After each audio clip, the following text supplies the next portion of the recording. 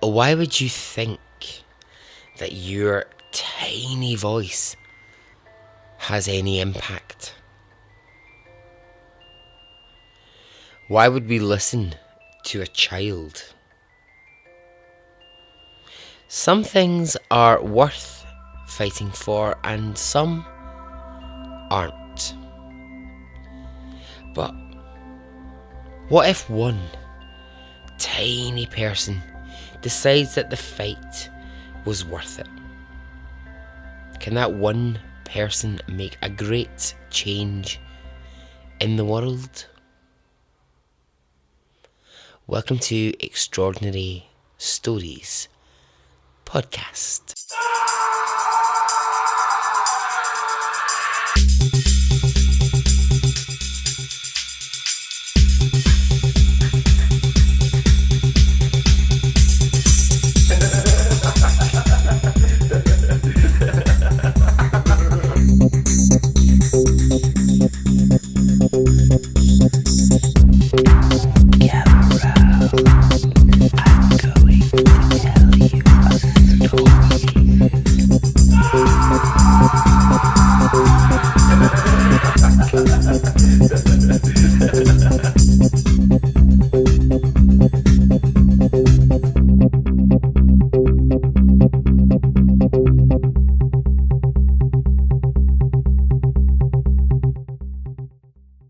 Hey, how are you? Are you well? Are you good? I am.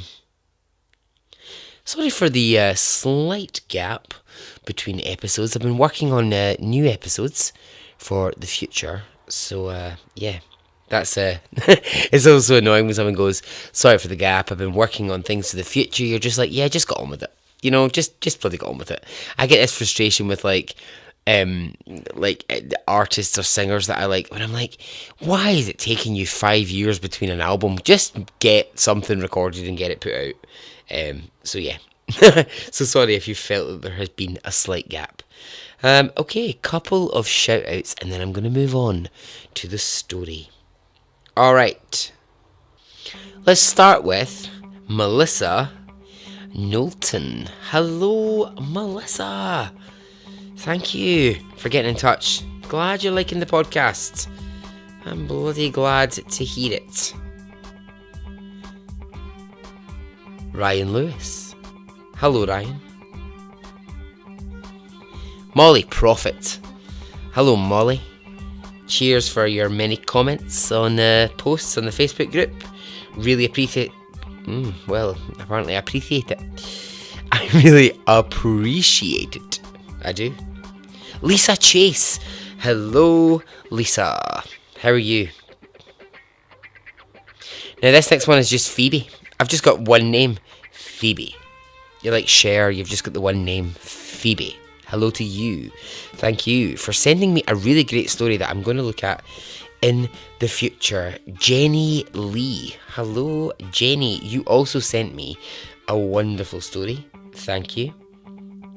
Okay, and finally, from Victoria Bullock. Hello, Victoria. You've been sending me lots of lovely messages and we've had a bit of chat back and forth. Thanks very much. I'm going to give a shout out to your partner, whose name, now Victoria has done a wonderful job here of spelling this out for me. Clearly she knows that sometimes the names can trip me up. His name is Dallin Verhego. Now I gave that my best shot because that is no an easy surname, right? Dallin Verhego. I really hope that I got that right. So Victoria, thank you. And yeah, it's his birthday on the 17th of March. So happy birthday when it comes. Dallin and Victoria, thank you for getting in touch. Alright, in this episode, a very, very important reminder that children need to be taken seriously. They need to be listened to. This is the story of a child who you will all want to celebrate and just hopefully feel really proud of. And you know I love a hero. I love a fighter. Okay, so let's hear this story. Are you ready?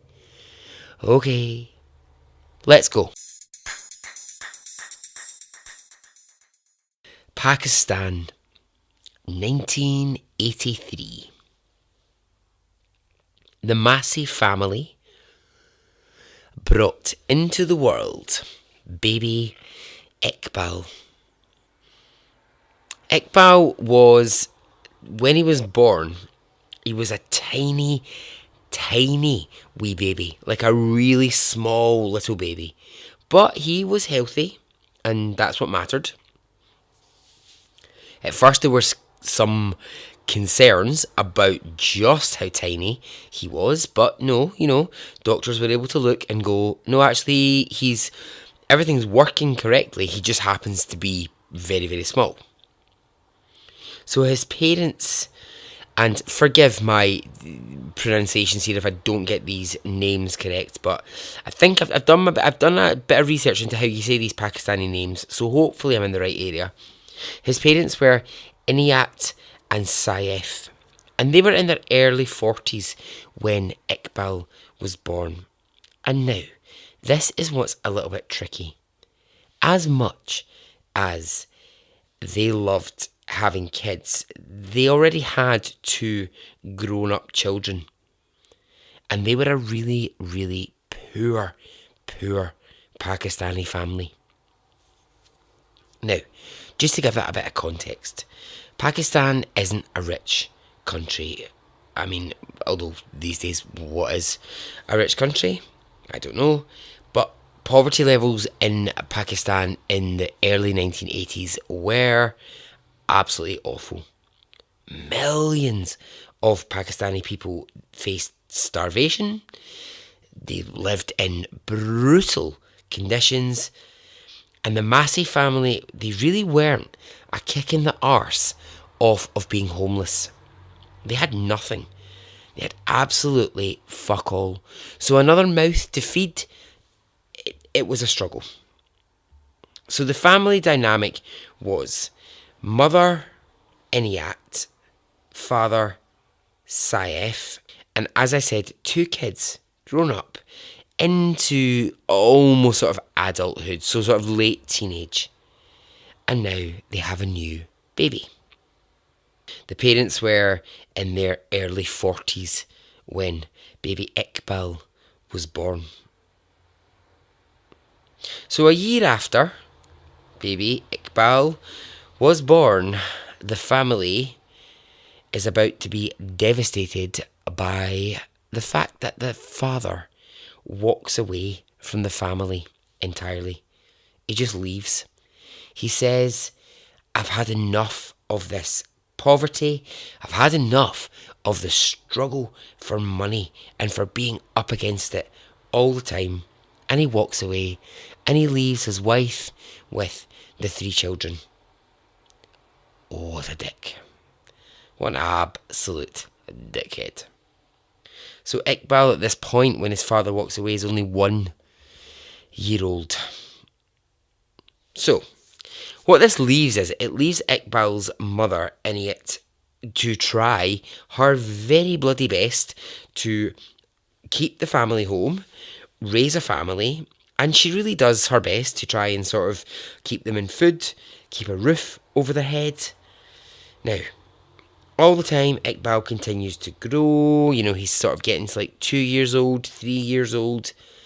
And more often than not, what sort of happens is he gets left outside quite often just to play on his own, in like various fields or, that sounds really bad, in various fields. But you know what I mean? Like he just gets left to sort of play on his own because his mother is either, she's doing one of two things.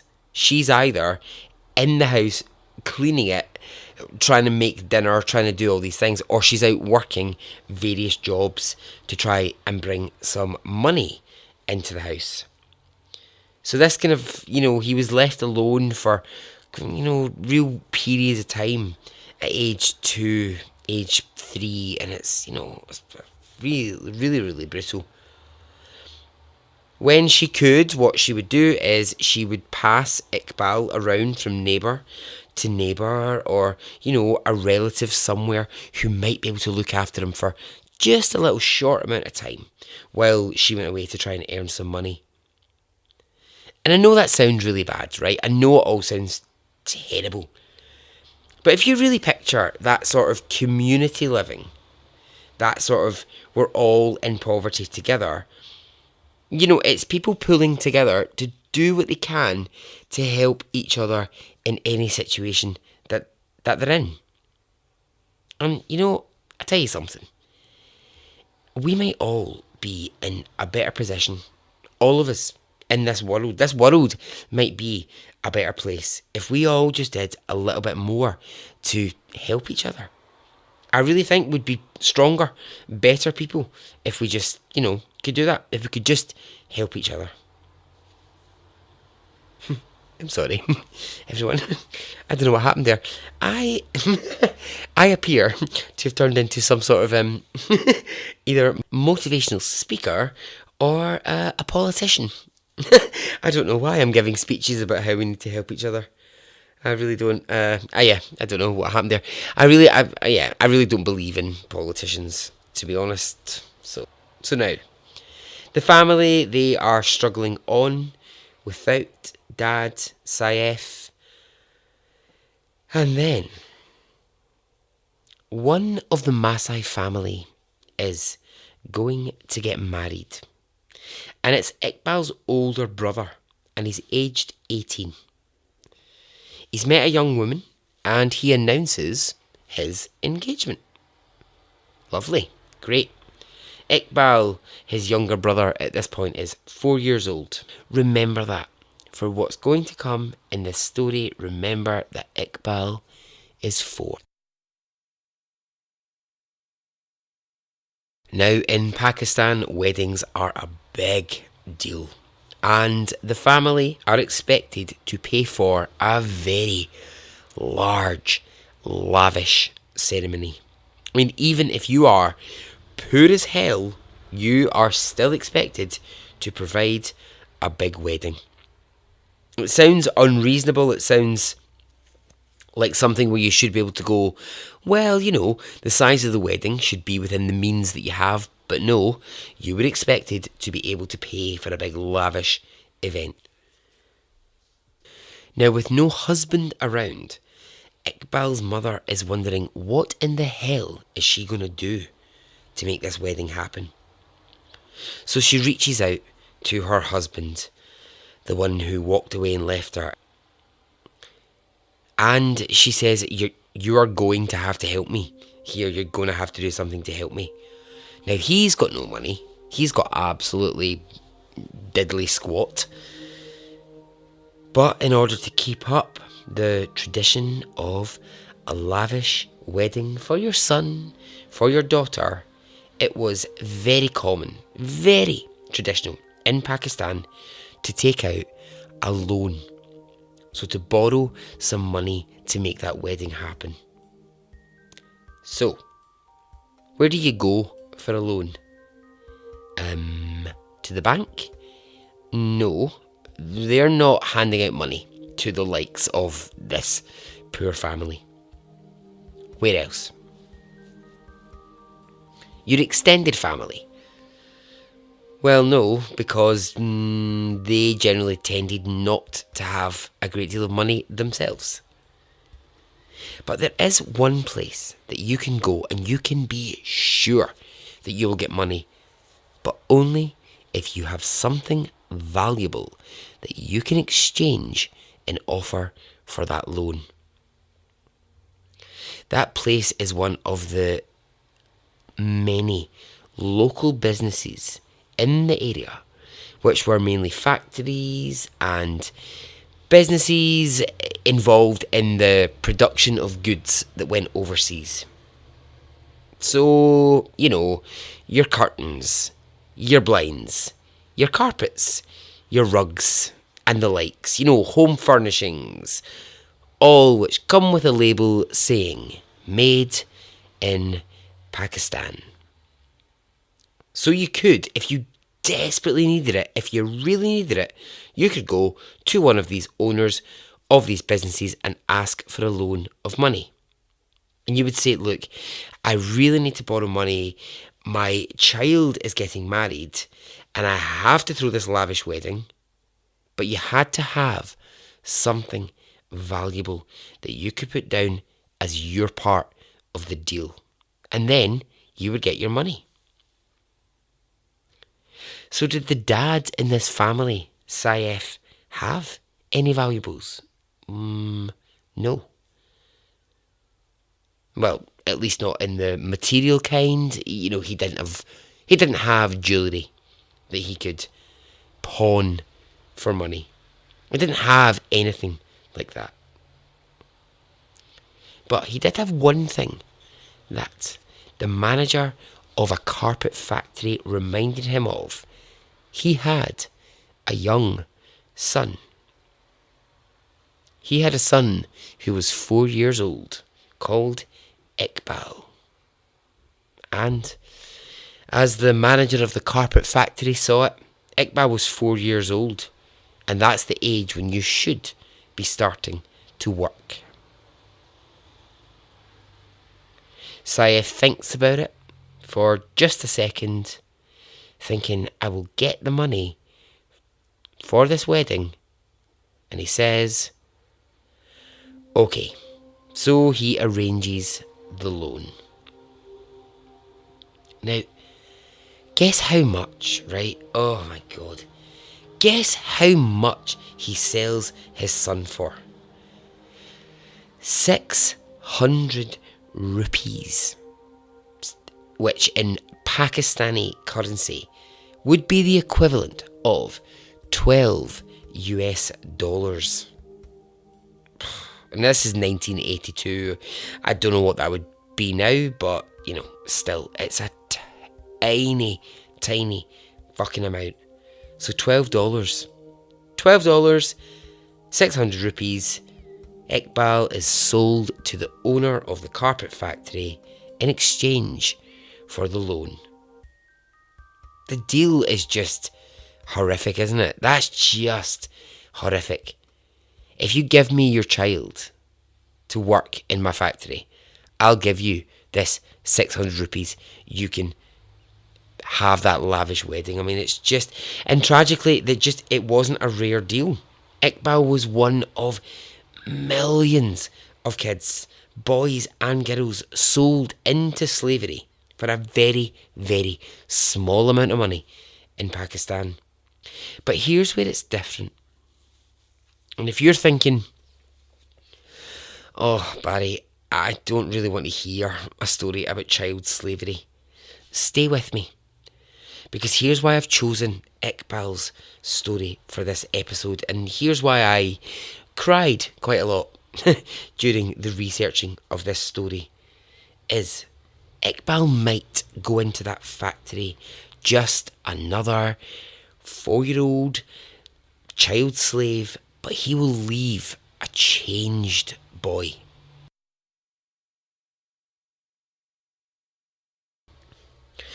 At 4 a.m. each morning, a truck would pull up into Iqbal's neighbourhood and several kids would get into it and they would be driven to the factory to work. So they would be put into a room which had about 20 looms and lots of wool that needed to be woven for carpets. Now, they sat on like hard wooden benches. And the room, it had no windows. It was lit by 2 light bulbs which hung above the workstation. Below the benches they sat on, and this, I warn you, is brutal. Below those benches that Iqbal sat on, there were trenches dug out to give space. And that space was where the kids whose parents lived further away and they couldn't travel back and forth each day, that's where they would sleep overnight. Fucking hell. So sit at those benches. You've got those little dugout trenches below, and kids would need to sleep in those fucking trenches and get up and just start working each day. Just 4 years old, away from their parents. Can you imagine it? 4 years old and you're taken away from your mum, your dad, the place you live, the place, it's just crazy. Iqbal would work from 4 a.m. each day until 6 p.m. in the evening, and there would be a 30-minute break for food. And every day the food would be the same. It was rice and lentils. I mean, it was such tiny portions. Not enough to feed a fucking hamster. It really wasn't enough to feed, the tiniest animal. It was such small portions. And here is what I just find so terrible. The cost of those terrible lunches was added to the debt that their parents owed, so that the debt kept increasing. So if we break that down, 14 hours a day slaving at machinery and being given these terrible, tiny portions of food, and it's getting added to the debt of the parents who've taken a loan, meaning they will forever be in debt, and their child will always be stuck in slavery because the bill just keeps on rising. Ugh. If any of the kids ever dared, ever even thought about talking to each other, they were beaten. They were told by their boss, the man who oversaw the whole factory, that talking meant they weren't concentrating, and so being beaten was the only way to learn concentration. I would like to take this man and teach him about fucking concentration. I just can't, honestly. See, when I was researching this episode, I had to keep writing little notes to myself that were like, don't get so raging, don't get so angry, because I just actually can't express how fucking angry I am about it. So, when Iqbal enters, age 4, what was his work? Well, at first, his work was to pull apart little bits of wool from each other and tie little knots.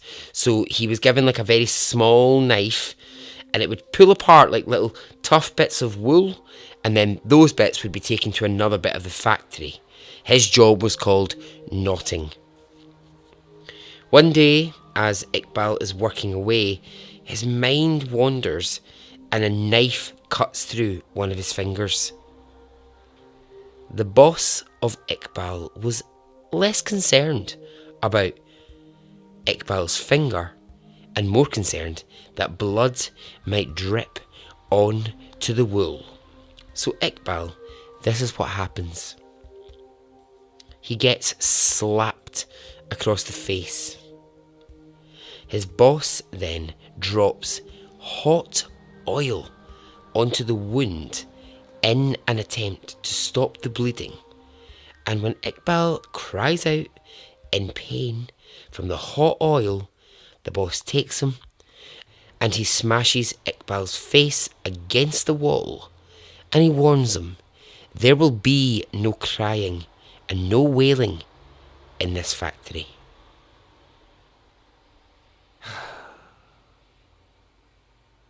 For the next few years, this is how it continues for Iqbal. And if he's ever found crying or upset, then he's warned, you will find yourself in the oil. Now, you may wonder, what does find yourself in the oil mean? Well, it was the threat that was used against the kids to keep them basically working at all times. They were told, any disobedience and you will be dropped into a bath of hot oil.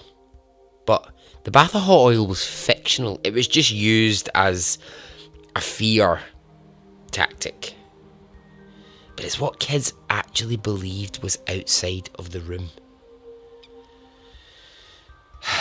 I can't list too many more of the things that they did to kids in those factories because they just make me want to go and put my face through a window. One of the other things that I read about the particular factory that Iqbal was in is that if any of the kids were sick, if they actually were like, I'm going to be sick, physically sick, what would happen is the boss would come, take them, and they would be tied up. So rope would go round their feet.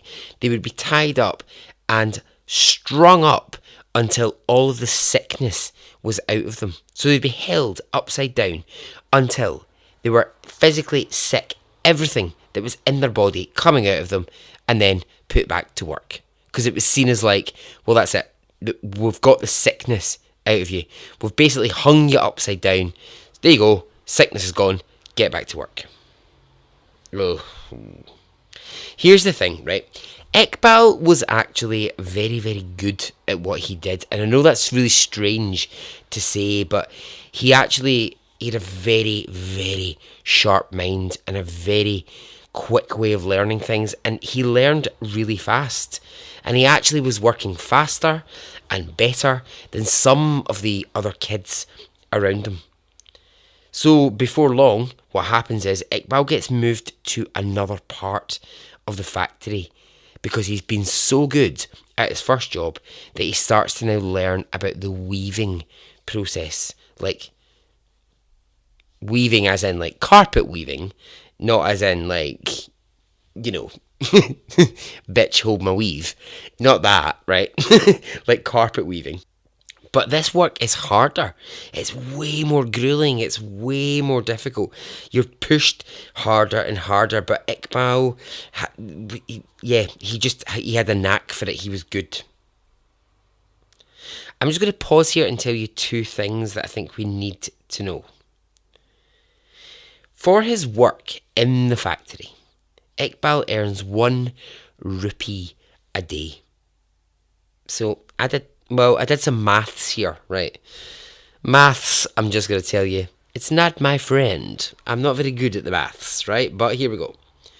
So if Iqbal's father borrowed 600 rupees, then Iqbal earns a rupee a day. He should only have to work 600 days. Yes?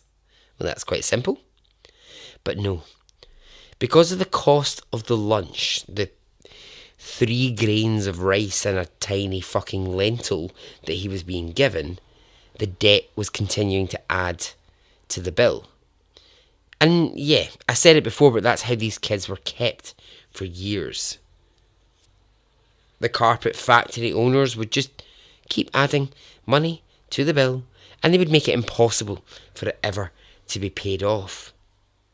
So these parents who had actually put their child into slavery thinking, okay, I've borrowed 600 and they just have to do 600 days of work, they would then be told, no, but we need to add this to it. And so they really never actually quite knew how much they owed. It was all getting a bit messy and a bit blurry and a bit, let's confuse the issue. Let's never actually ever tell the parents how much they owe, but let's just say to them, oh no, your child hasn't worked off the loan that we've given yet. So, the second thing that I wanted to mention actually was about school. Because, well, why was Iqbal not in school? Why are these other kids not in school? And that's because in Pakistan at the time, schools weren't compulsory. And poor families like his, it's terrible to say, but you just didn't really send your kids to school. They went to work. You know, they just didn't actually go and get an education.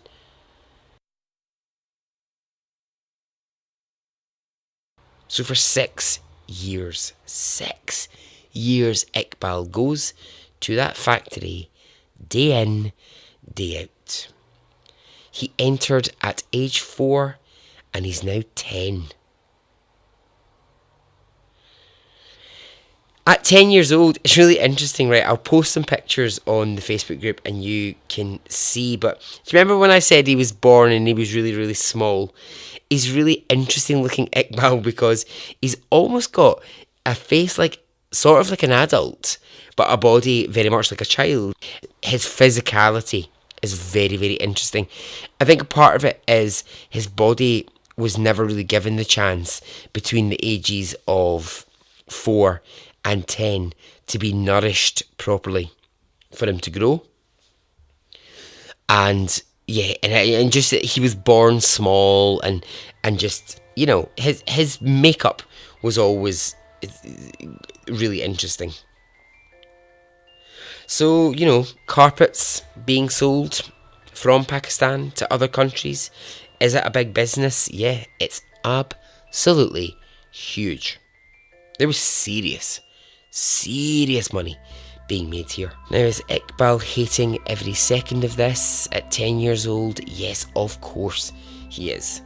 Let's just talk about what's going on in that 10-year-old head for a second. Now, I said earlier there was a massive lack of schools in the area,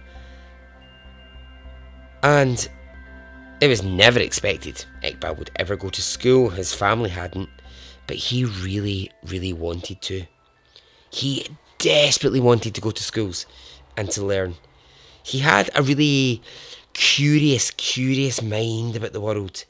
He wanted to know about other countries, other cultures, parts of the world, food, weather, he just wanted to know everything. In the way that a 10-year-old's mind should be inquiring about the world. When I think about my 10-year-old mind, I was probably like, oh my god, when is Madonna going to release a new song, and how quickly can I learn the dance routine? That's really what I was thinking. And that actually, you know, in a way, it just makes me, yeah.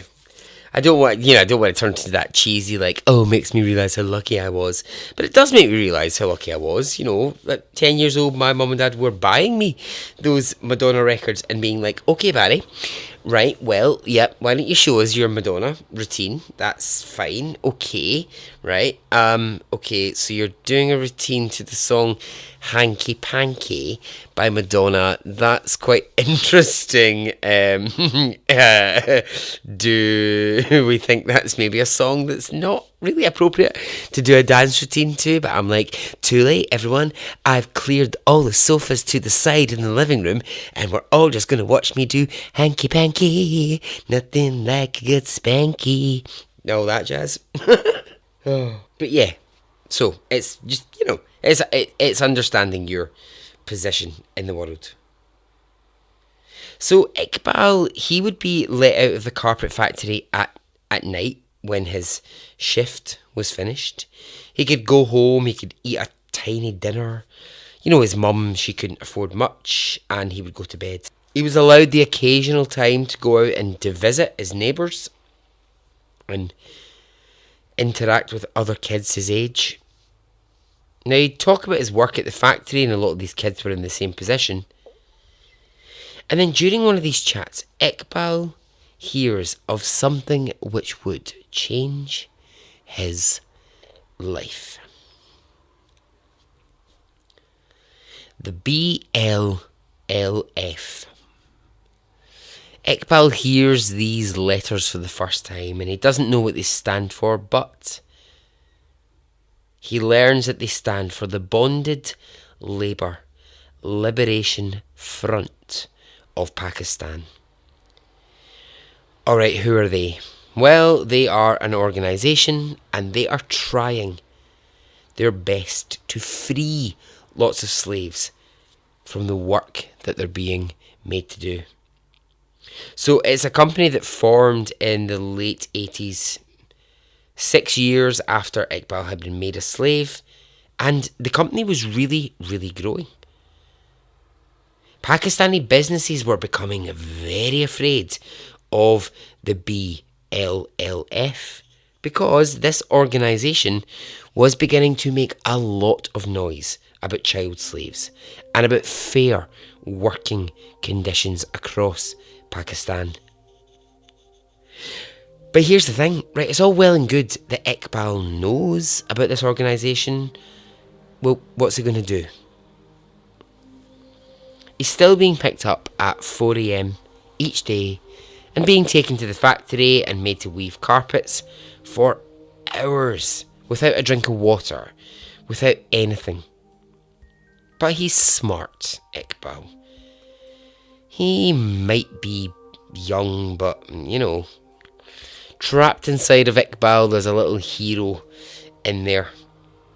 After years and years of working in the same room, Iqbal knows that there is a really lazy guard who does not lock the door to the room that he works in.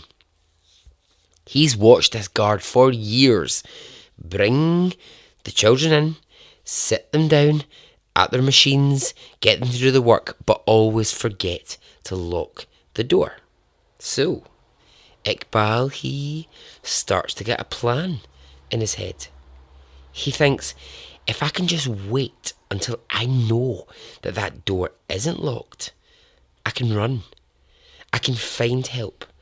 I can tell people that there are hundreds of children in here who are slaves, who are being beaten, who are being starved. So, on a day when Iqbal is 10 years old, he's working away at his loom, he sees the door, as usual, has not been locked, and he takes his chance. When his boss isn't looking, Iqbal gets up from his machine. He runs to the door. It opens, and he runs out into the daylight. Now, where does he run? Where does this 10-year-old head? Well, put yourself in that position. You are 10 years old. Where would you run to? Where would you run that you think in that moment is a safe place? Iqbal runs straight to the local police office. He bursts in to the police station and he says, "You have to help me. I am a child slave. There are hundreds of us. We need freed. We need help. We're starved. We're beaten. The men in the factory, they do terrible things to us." I mean, amazing.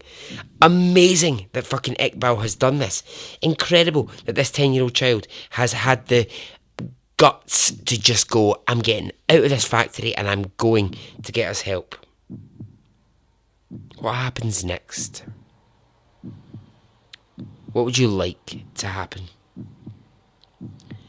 I'd like it if the police sat up, paid attention, and actually understood the gravity of what they were hearing. Instead, here's what happens. Iqbal is grabbed by two police officers who drag him back to the factory. When they get there, they ask to speak to the manager, who arrives and is very confused. He can't understand why one of his child workers is with the police. Police say, look, we've got this guy, this child, and he came to complain. Take him back. Put him straight back to work. Is that what the manager of the factory does?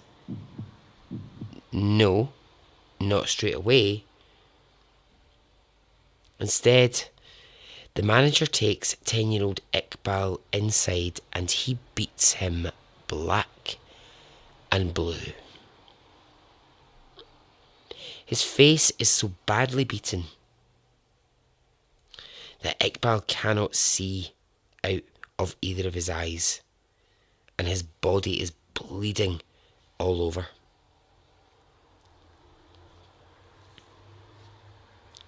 In this state, he is put back to work. Once more, he sits in front of those fucking machines and he's made to weave wool for carpets. Now, does this first attempt to break free stop Iqbal? Does it fuck? And this is why I have so much respect for this wee guy. He's like, okay, I got it wrong. I got it wrong. I went to the police. I thought they were going to help. They weren't. So I need to try again. And I just need to be better in who I go to next time. So what he does is this. He waits a month. He continues to work daily in the factory. And he attempts his next escape. The fucking idiot manager has clearly never learned to actually lock the door, right? Because Iqbal is once more able to run out of that fucking door that never gets locked. So while these other kids are working away, he runs for the door, gets another bid at freedom, and this time he will not make the mistake of going to the police. He runs right to the BLLF, the very organisation who are trying to stop child slavery. He knows the police do not care. So imagine this scene, if you will. A scrawny, tiny, 10-year-old boy, he races into the building of the BLLF and he says, you have to help me, you have to help my friends, we're slaves, we're treated terribly and you need to help us. And finally, fucking people are listening to what he is saying. Iqbal is immediately taken by staff and he's asked a million questions. Where is the factory? What are the conditions? Where are your family? Can you show us this factory? Tell us who's involved. And he explains the whole entire thing. He explains all the years of shit that he has been through. They try to take Iqbal home to his mum, and he says, I'd rather not, because I think she'll just send me back. And it's pretty heartbreaking. It's pretty sad that Iqbal at 10 is like, I'd really rather not go home to my mum because I know she'll make me go back to that factory. So instead what happens is he gets taken to a safe house in Pakistan where he's given food, he's given new clothes, and he's given a place to wash himself. The BLLF, they begin a campaign against the factory that Iqbal worked in, and they start to expose the horrors of what goes on in these places. And Iqbal is there to detail every part of it. The beatings, the being hung upside down, the starving, the hot oil, all of it. He tells the whole story. And so now this begins a whole new journey for Iqbal, because the BLLF start to say to him, well, what do you want to do now, Iqbal, with your story? And he says, tell it. I want to tell it. I want this to stop happening to millions of kids in Pakistan and in poor countries. And so where this goes is they start to use Iqbal as the poster boy for child slave labour.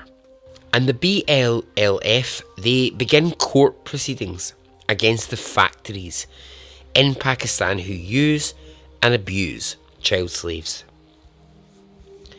Iqbal, meanwhile, is given a new home to live in, and he lives with some of the BLLF workers. He's away from his mother because he just is terrified she's going to send him back to slavery. Iqbal's story, it becomes huge. He's the boy who ran away from slavery. It becomes really public. His photograph starts appearing in lots of papers, and around the world people are going, oh my god, let's celebrate this 10-year-old who had the bravery to run away from what he was in. Now there's an uprising in Pakistan where people begin to, once they hear his story, they begin to protest factories and places where it's known that child slaves are used. And I love this, right? Iqbal is right at the centre of all of this, and he is so vocal about his experience. You might be wondering, right, because I was wondering at this point, what did Iqbal's family have to say at this time? Well, they wanted very little to do with him. He had caused a fuss. He'd made a scene. He'd started a movement. And his face was so well known now that they didn't really want much to do. The BLLF, they also run a school where they can educate any child who has been a slave and wants an education. And of course, Iqbal wants to take part in this learning. Over the next 2 years, so he starts at 10 when he runs away, but over the next 2 years, Iqbal will undertake 4 years of education in just 2 years. Because he's smart. He's a smart kid. What Iqbal really, really wanted more than anything was to be a lawyer. That was his dream. His dream was to be a lawyer. You know, when part of this whole let's free child slaves, you know, was a part of that. What happens next, it just starts to get insane. He travels to America. The charity pay for him to go. And he's talking on, he's like 11, 12 years old. He's talking on TV, radio, about what he went through. And again, so much respect here for Iqbal. He never goes, oh, woe is me, I had a fucking terrible time. He's not about that. He's just about going, this was my experience. Can we stop this happening, please, for other people? Because I went through it and it's shit. And I want to stop it. Not just in Pakistan, but around the world. I want to stop it everywhere. He's on TV and he's saying, look, it's brutal, but I've escaped it. Can we now help the ones who are trapped in it, please? During all these interviews, Iqbal is asked, what do you see for the future of Pakistani children? And he says, oh God, bear in mind, he's 11 years old. He says, education. Iqbal says, I don't understand why I was never allowed an education. I have brains as good as the next guy and I wasn't learning. Rich or poor, your brain needs an education. So can we just learn, please? From that one little boy running out of that factory and into the right place, a huge change happens. The BLLF, using the information given by Iqbal, begin to target major factories who use child slaves. They work tirelessly for a year. And they bring 8 different companies to court.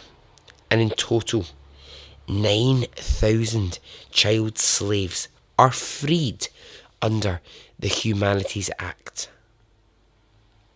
They manage to, and this is incredible, they manage to abolish this whole entire children as debt.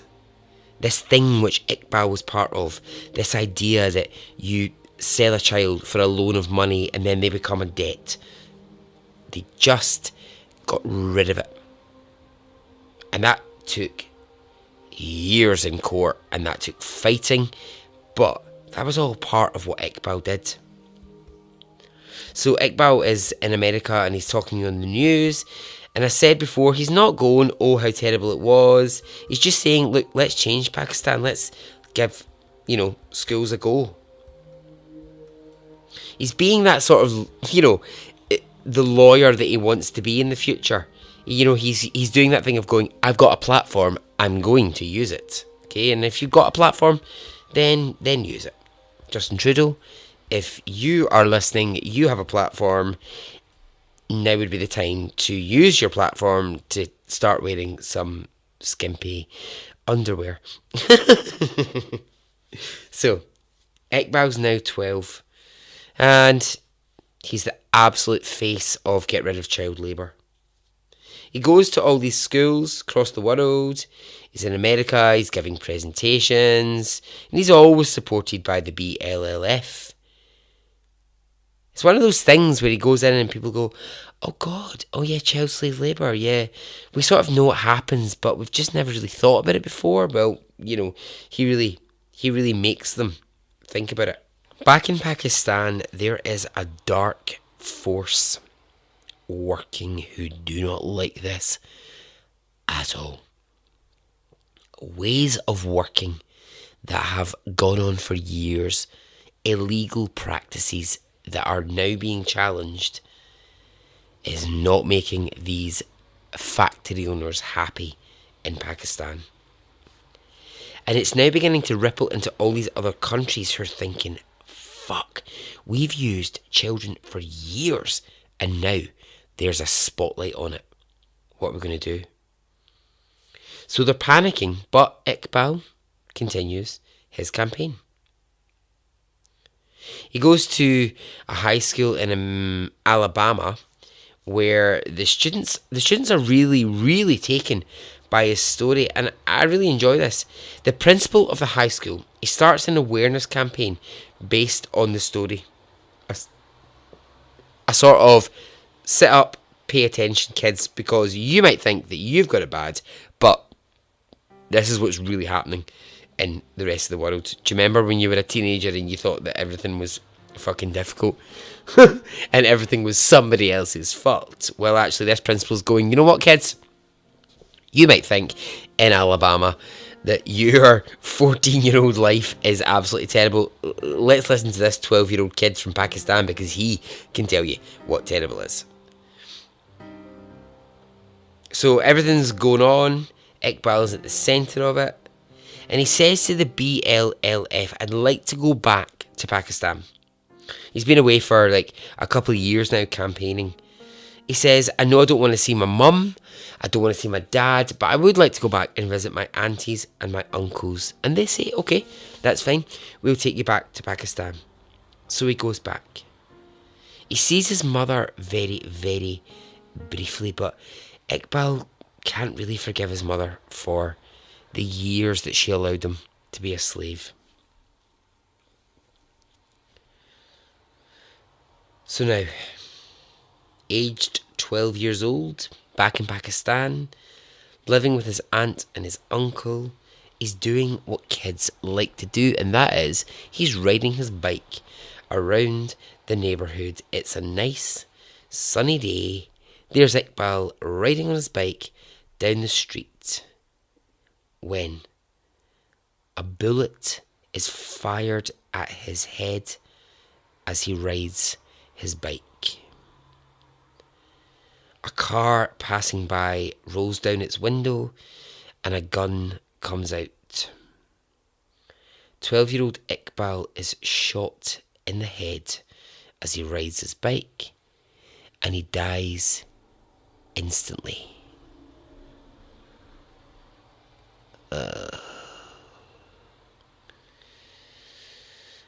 Was it an accident? Was it a bizarre mistake? Was it fuck? Iqbal was killed because he had the bravery, the brains, the balls to stand up and say what had happened to him and thousands of other children.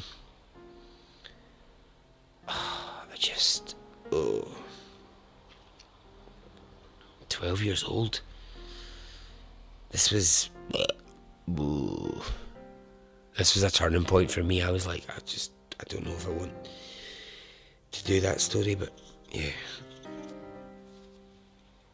Iqbal's funeral was huge. Almost 3,000 people turned out to see him buried. The tragedy is that Iqbal will never know how many people came to that funeral holding posters and t-shirts and banners with his face on it that said, "Let Iqbal speak the truth." He'll never know all of the other kids who he freed from slavery, who turned up to his funeral to thank him. And Iqbal he'll never really know the impact that he had on the world.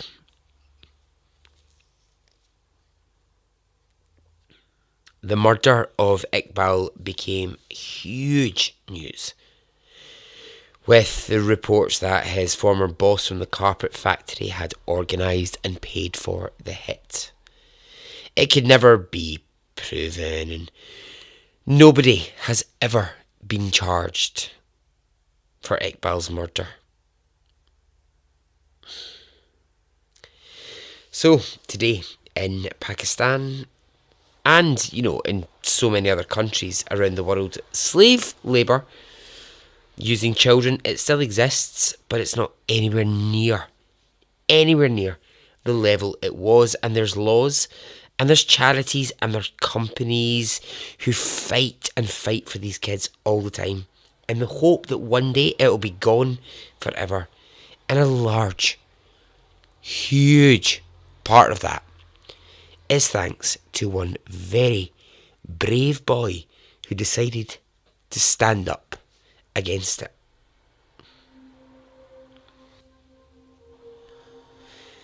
And he might not have made it past the age of 12, but I hope that somewhere, somehow, Iqbal knows the impact that he had.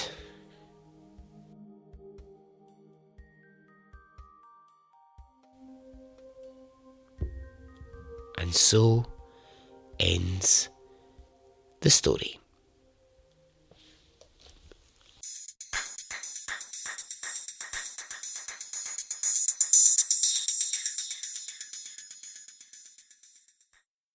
Alright then, well, yeah, that's the end of that one. Tough story. Hard, very hard. But, a real positive message in there, and an extraordinary story, because, there's bravery, there's real fucking bravery in there, there's real bravery, there's guts, there's intelligence, there's trying to fight a fucking system that was making you, into something that you wanted to fight against. So, good on him. So let's not end the, I know it's dark, I know it's sad, but, let's give Iqbal a round of applause, because, what a guy. What a fucking wee dude he was. Alright, okay. So, if you want to get in touch, you can. Anytime you like. You can join the Facebook group. Wonderful place to be. It's a joy. Like the Facebook page if you want. I'm on Instagram. I'm on Twitter. You can email me extraordinarystoriespodcast@gmail.com. And that's it. And we've learned that I've got no better at knowing how to sign off the end of the podcast. So I'm now just rambling, and so great. I'm going to go because I don't know what else to say, but I kind of don't want to go. But I'm going to say this until that was my posh voice. Until the next episode. Okay. Goodbye.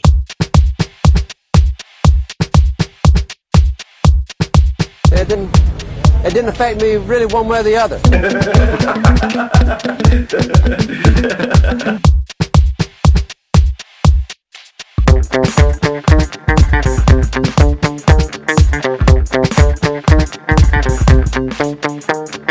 I would imagine from the look on his face,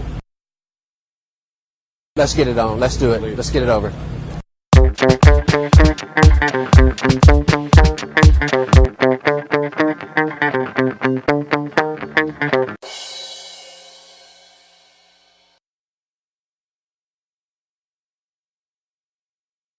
let's get it on. Let's do it. Let's get it over.